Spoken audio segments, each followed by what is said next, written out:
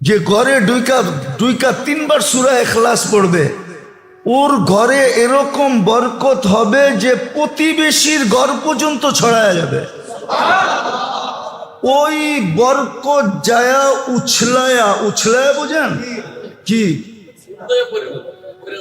উতরায়া বলে, এই বরকত উছলায়া যায় প্রতিবেশীর ঘরে পড়বে, প্রতিবেশীর ঘর পর্যন্ত বরকত দিয়ে বেরা যাবে। মানে তো না, আমরা তো শুধু শুধু চিল্লাইতেছি, আমাদের ঘরে অশান্তি কেন? সুখের লিগি তো বিয়া করলাম, কিন্তু বিয়া করে তো দেখলাম আরো অসুখ বেশি। ভাবলাম বাচ্চা হইলে সুখ হবে, অসুখ আরো বাড়লো। ভাবলাম এটি বড় হইলে সুখ হবে, আরো বাড়লো। ভাবলাম বিয়া শাদী হয়ে গেলে আরো সুখ হবে, বিয়া শাদী দিলাম আরো বাড়লো।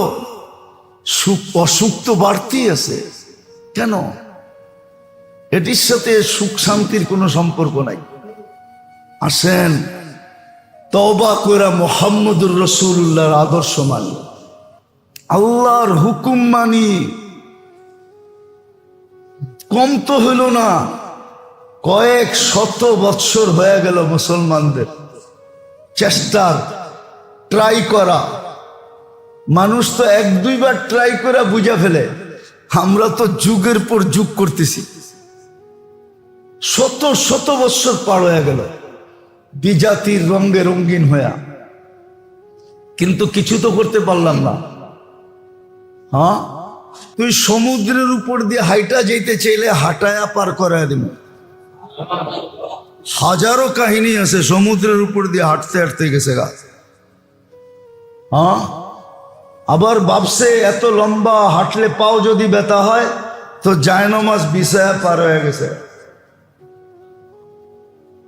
না পার হয় নাই? কে পার হইছে? শাহজালাল রহমতুল্লাহ আলাইহি পার হয়ে গেছে। উনি জায়নামাজে পার হইছে, সাহাবা ঘোড়ায় বয়া পার হইছে। সব তোর হাতে উঠায় দিয়া দিব, তুই চাবি তো অগ্নিগিরির জন্য ফায়ার সার্ভিস দরকার হবে না, তুই হাত দিয়া বলবি পিছে যা। অগ্নিগিরি তোর আরবি বুঝতে বাধ্য, তোর ইশারা বুঝতে বাধ্য, তোর কথা মানতে বাধ্য। এখনো ওই অগ্নিগিরি রাখা আছে, কিন্তু বাহির হওয়ার ক্ষমতা নাই ওর। হ্যাঁ, তমিমে দারি রাদিয়াল্লাহু তাআলা আনহু বলে গেছে, লা তাখরুজি ইলা ইয়াউমিল কিয়ামা, কিয়ামতের সকাল পর্যন্ত বাহির হবি না। কবর ওনার টিউনিসিয়ায়। জান, আমি দেখাইছি, আপনারা দেখা আসেন।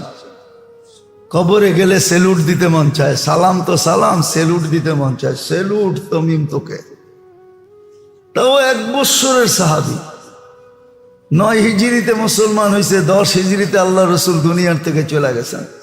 আল্লাহ রসুলকে 1 বৎসর পাইছেন, 1 বৎসর। বাচ্চা বলা চলে, বাচ্চাটার এই অবস্থা, বুড়াটার কি অবস্থা? কি অবস্থা বুড়াটার?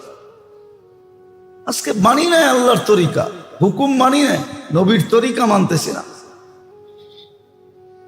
মুহাম্মদুর রাসূলুল্লাহ এই জন্যই আসছিলেন, ওনার আদর্শ এই জন্যই। কত জুমায় বলছি কি বলি না জানি না, আল্লাহর হুকুম ছাড়লে আল্লাহ এতটুক রাগ হন না। হ্যাঁ, প্রমাণে বোঝা যায়, নাহলে বলছিলাম মনে হয় 360টা মূর্তি আল্লাহর ঘরের উপরে, আর আল্লাহর ঘরের তোয়াফ করতেছে উলঙ্গ। আবার আল্লাহর ঘরের চত্বরে বইয়া, চত্বর চিনেন তো? আরে মাত খালি জায়গা যেটা, ওটার মধ্যে বইয়া 360-এর পূজা করতেছে। আল্লাহ এত রাগ হন নাই। যত রাগ হয়েছিলেন যে সময় আবু লাহাব বলছিল, তাব্বান লাকা সাইরাল ইয়াউম, ধ্বংস হোক ওয়ালিহাজা জামাতানা, এই কথা শোনানোর জন্য তুমি আমার ঘরে জমা করছো। তাব্বান বলতে দেরি, তাব্বাত ইয়াদা আসতে দেরি হয় নাই। আল্লাহ কিয়ামত পর্যন্ত মানুষকে বুঝাইছে, আমার নাফরমানি মেনা নিমু, কিন্তু বন্ধুরটা মেনা নিমু না। অনেক সময় বলে না, তুই আমারই বলতি, আমার মেহমানরা কেন বললি? হ্যাঁ, একা একই বলতি, মানুষের সামনে কেন বললি? চেতে না, চেতে না। হ্যাঁ, আল্লাহ বুঝেছে বন্ধুরটা মানবো না, আমারটা মেনে নেব। আজকে কোথাও মোহাম্মদুর রাসূলুল্লাহর তরিকা নাই, শিখেই না। বলছিলাম মনে হয় আপনাদেরকে, 1 মিনিটের মাদ্রাসা কিনা পড়েন, 24 ঘন্টার সুন্নত শিখেন, 1-2টা আমল করেন, পুরাটা না করেন, 1-2টা করেন, হয়তো ঘুমানোরটা করেন, নাইলে ঘরে ঢুকারটা করেন। হাদিস তো আছে। বলবেন বেতন খান, চিল্লাবে না কেন? এটাও তো বলবেন, ঠিক না? বেতন নেন, চিল্লাইবে না কেন, ঠিক না? হ্যাঁ, আধা বেলা অটো চালাইলেও এর চেয়ে বেশি বেতন পাওয়া যায়। সত্য। ঢাকা শহর তো অটোর অবস্থা দেখলে আমার তো মনে হয় সরকারের দরকার ঘোষণা দেওয়া, গিনিস বুকে নাম লেখানো, যে অটোর শহর দুনিয়াতে একটা আছে, সব গাড়ি অফ করে দিয়ে অটোই চালাইতে দেওয়া দরকার। কমসে কম একটা শহর তো নমুনা হোক দুনিয়ায়, যে অটোই চলে, আর কিচ্ছু চলে না। তাইলে হয়তো ঢাকা একটু বসবাসের যোগ্য হবে, কেন অটোতে তো কোনো ইয়াটিয়া নাই, কি বলে, দুর্মিয়া। দুর্মিয়া। গ্যাস জ্বললে, অয়েল জ্বললে, তেল জ্বললে বায়ু নষ্ট হয় না? কি একটা বাইরে জানি গাড়ির থেকে, হ্যাঁ, দুয়া বাইরে। আরে দুয়া কালো হোক আর সাদা হোক, দুয়া তো দুয়াই। এটারে জানি ইংলিশে কি একটা শব্দ বলে, যেটা এলাকাকে দূষণ করে, দূষণ যুক্ত করে, বায়ুকে নষ্ট করে। তো যেটা বুঝাইতেছিলাম মেরে দোস্ত, এই জন্যই বুঝাইতেছি আপনাদেরকে। ওই কথার থেকে বাহির হয়ে গেছি যে বুঝাইবেন না কেন, বেতন তো নেন, ঠিক না? হ্যাঁ, আধা বেলা অটো চালাইলে কামায় নেওয়া যায়, আর অটো চালানো কোনো ব্যাপার না, ইজ্জত যায় না অটো চালাইলে। মজদুরি কোনো ইজ্জত যাওয়ার জিনিস না। কিন্তু মেরে দোস্ত, বুঝাইতে তো কৃপণতা করতেছি না, কিন্তু জাতি তো বোঝে না যে আজকে আমাদের এই দুরবস্থা কেন। শুধু এতটুক করেন নাই যে বাধ্য করেন না। বাধ্য যদি করতেন তাহলে আমাদের স্বাধীনতা থাকতো না। ইচ্ছা স্বাধীনতা যেটা আমাদেরকে দিয়েছেন, যে কমসে কম আমরা ইচ্ছা করতে পারি, হোক আর না হোক। বাকি সৃষ্টির ভিতরে তো ইচ্ছা করার ক্ষমতাও নাই। ইচ্ছা করার মতো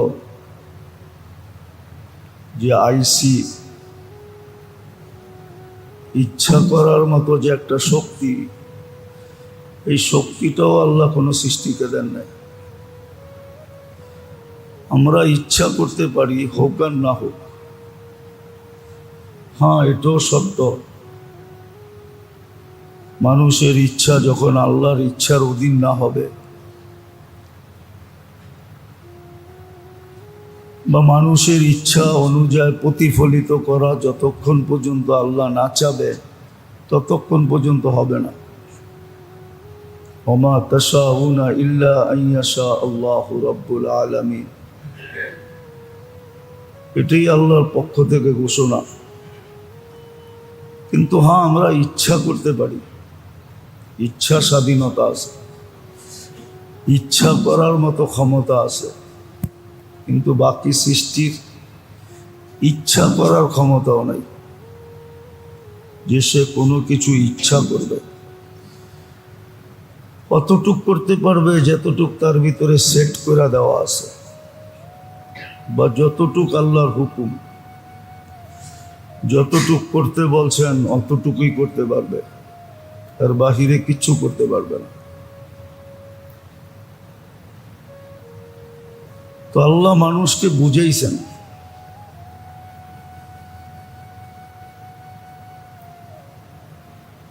সর্বদিক দিয়ে বুঝাইছেন, কিন্তু হ্যাঁ বাধ্য করেন না।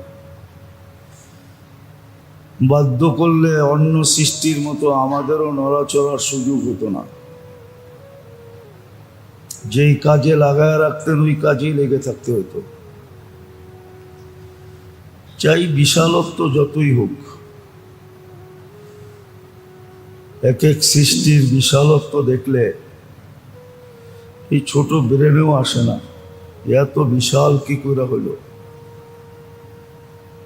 যদি সৃষ্টির বিশালত্ব দেখতে যাও,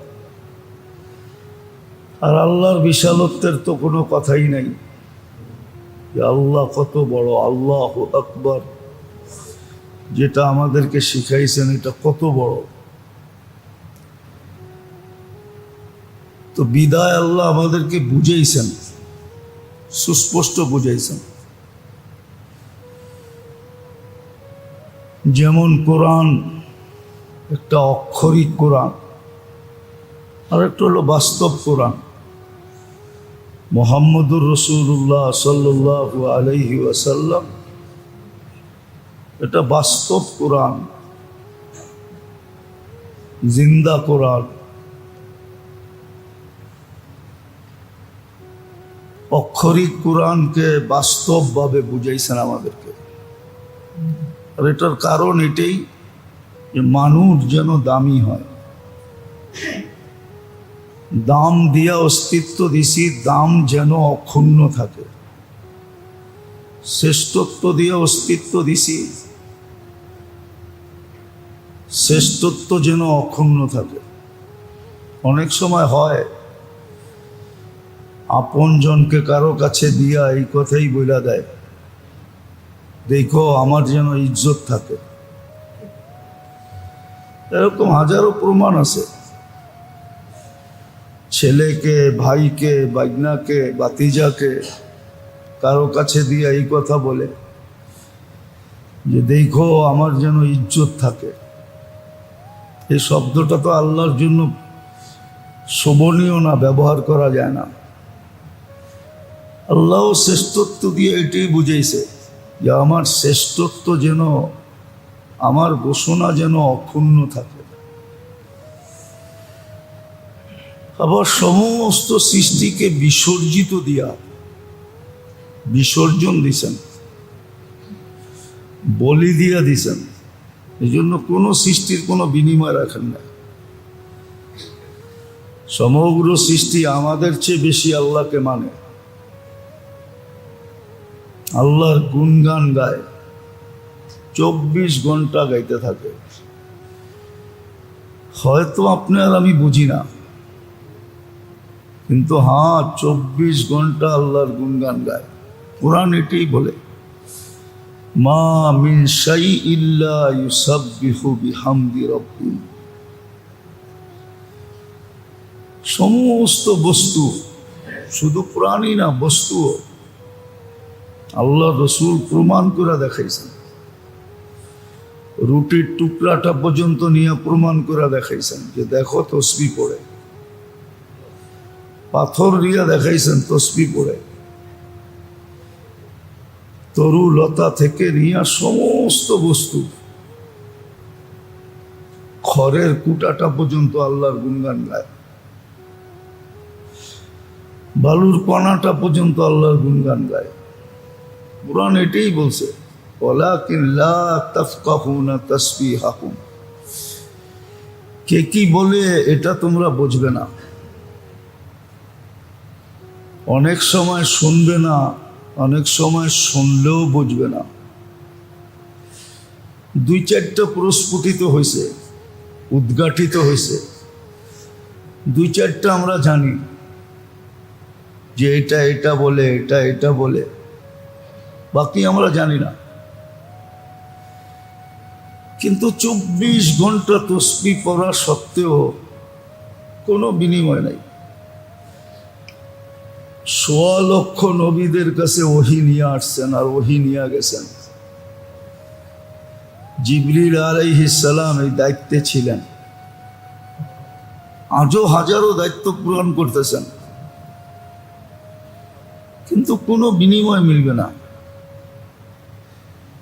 এক বিন্দু বিনিময় নাই।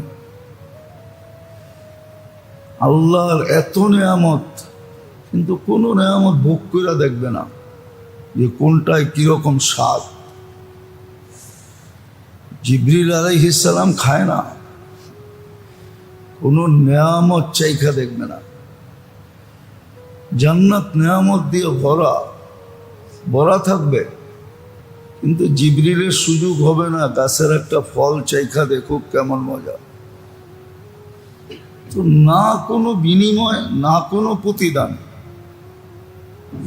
কিন্তু ডিউটি 24 ঘন্টা।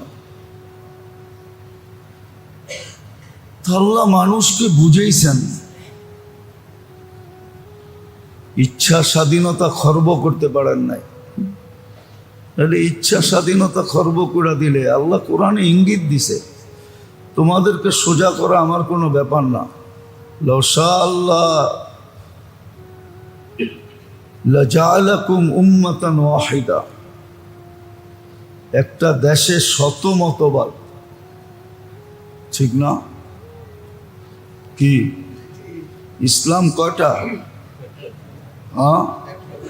দল কয়টা? ইসলাম তো একটাই, ঠিক না? দল এতটি হবে কেন? বোঝার বিষয়। ইসলাম কয়টা? নবী কয়জন? কিতাব কয়টা? দল কয়টা? আল্লাহ বলে আমি পারি তোমাদেরকে সোজা করতে। লাউ শা আল্লাহ লাহাদাকুম জামিআ, তোমাদের ইচ্ছা স্বাধীনতা ছিনায় নিয়ে গেলে তোমরা লম্বা হয়ে যাবে। হ্যাঁ, সাপ মরলে লম্বা হয়, তোমরা জিন্দা থাকতেই লম্বা হয়ে যাবে। তোমাদেরকে আমি সোজা করতে পারি, আল্লাহ পারে সোজা করতে, কিন্তু ওই যে ইচ্ছা স্বাধীনতা খর্ব হয়ে যাবে, শ্রেষ্ঠত্বের ভিতরে দাগ লেগে যাবে, এই জন্য আল্লাহ সোজা করেন না, শুধু বুঝান আর অপেক্ষা করেন। এটাই কোরআনে ইঙ্গিত দিছে, লাউ শা আল্লাহ লাহাদাকুম জামিআ, তোমাকে সঠিক রাস্তায় আনতে বেশি সময় লাগবে না, তুমি দৌড়ে আইসা সঠিক রাস্তায় দাঁড়ায় যাবে। তোমার তেলাইতে হবে না, তোমাকে তেলানো বোঝেন না? তেলানো মনে হয় বোঝেন না। তেলানো বোঝেন কি? খোসামত করা, তেল মারা। তোমাকে তেল মারতে হবে না, তুমি এমনি সোজা হয়ে যাবে। এটার পিছু যুক্তি আছে। সারাদিন আল্লাহ প্রয়োজন মেটাবে, সারাদিন আল্লাহ আপনাকে আমাকে সাপ্লাই দিবে, সেবা দিবে, আমার সব কিছুর খেয়াল রাখবে, সব কিছু পরিচালনা করবে। শিক্ষিত মানুষ তো শিক্ষা কাজে লাগায় না, ওর শিক্ষা কাজে লাগানো দরকার ছিল। কোরআন ইঙ্গিত দিছিল, অফি আনফুসিকুম, তুই তোরে নিয়া বাপ, নিজেরে নিয়া ভাবে না, সারাদিন অন্যের নিয়া ভাবে। এই শরীরটা যদি প্রযুক্তি দিয়ে চলতো তাহলে বোঝা যেত প্রযুক্তি কতটি লাগে। এটা তো কুদরত দিয়ে চলে, কুদরতের প্রযুক্তি দিয়ে চলে। আল্লাহর কুদরতের চোখে না দেখা প্রযুক্তি দিয়ে চলতেছে। এই জন্য কোনো জায়গা খরচ হয় না, এই জন্য কোনো শ্রমিক লাগে না, কোনো মেশিনারি কিনতে হয় না, এটা নিজে নিজে চলে। মাঝে মাঝে আল্লাহ দেখায়, দেখেন না একটা রিং বইতে কয় টাকা লাগে? রিংটা কি 10 হাত লম্বা? না 20 হাত লম্বা? না 30 হাত লম্বা? ওটা কি সোনা দিয়ে বানানো? হ্যাঁ, বসাইতে কয় টাকা লাগে?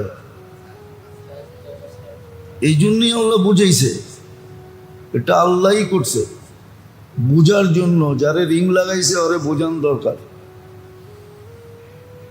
ওর বাবা দরকার ছিল যে এতটুকু একটা রিং 1.5 লাখ 2 লাখ, যারতে যা পারতেছে ওটা নিতেছে। এক এক দেশেরটা এক এক দাম, খালি নিয়ে ধাক্কা দিয়ে বওয়ায় দিছে, লয়া লইছে কসকইটা নোট গয়না। আল্লাহ বুঝাইতে চেয়েছে এটা চলে পুরো আল্লাহর কুদরতি প্রযুক্তি দিয়া। এটা যদি মেশিন দিয়ে চালাইতে হইতো তাহলে বুঝে আসতো কয় টাকা লাগে। তো আল্লাহ মানুষকে বুঝায়, বুঝাইতে চাইতেছেন, কোরআন দিয়া বুঝাইছেন, রসুল পাঠায় বুঝাইছেন। মোহাম্মদুর রসুল্লাহ জিন্দা কোরআন। হ্যাঁ, কোরআন হলো অক্ষরিক কোরআন, আর মোহাম্মদুর রসুল্লাহ জিন্দা কোরআন। আমাদেরকে বুঝাইছেন আমাদেরকে দামি বানানোর জন্য,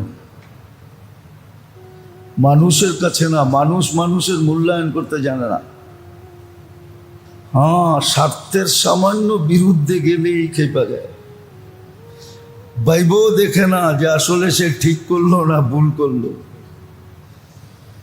ভাবে পর্যন্ত না, পায়ের রক্ত মাথায় উঠে যায়। তো মানুষ মানুষের মূল্যায়ন করতে জানে না, মানুষ মানুষকে চিনেই না। যদিও হুকুম ছিল, যদিও আল্লাহর পক্ষ থেকে নিদর্শন ছিল, আল্লাহর পক্ষ থেকে হুকুম ছিল, আদেশ ছিল, আদেশ ছিল যে মানুষ মানুষকে মূল্যায়ন করো। মূল্যায়ন করে না, নিজের স্বার্থ মতে হইলে, মত মতো হইলে করে, মতের বিরুদ্ধে হইলে আর করে না। মতের বিরুদ্ধে হইলে পাটপাতা বানায় দেয়। পাটপাতা চিনেন না? মনে হয় পাটপাতাও চিনেন না। পাটপাতার মূল্য মানুষের মূল্য নাই, অথচ বলছিল মানুষের মূল্যায়ন করো, আল্লাহর সৃষ্টির মূল্যায়ন করো। এটা বাইবা যে বানাইছে কে। তো আল্লাহ মানুষকে বুঝায়, মানুষকে দামি বানানোর জন্য। হ্যাঁ, যখন মানুষ মানুষকে দামি বানাবে না, মানুষ যখন মানুষ